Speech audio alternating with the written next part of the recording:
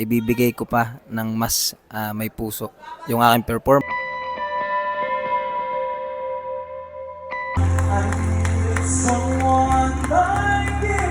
And then gagawin ko pa rin yung lahat ng aking makakaya para mapasaya po yung mga manonood at mga inampalan. Alam ko mahirapan talaga mga inampalan sa pagpili sa amin.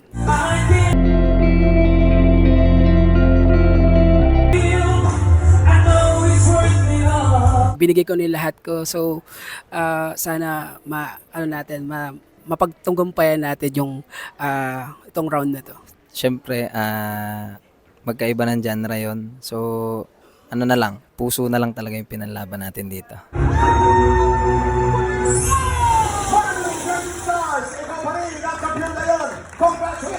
Sa totoo lang po, every performance ko naman po, ibinibigay ko yung very best ko and then yung akong buong puso.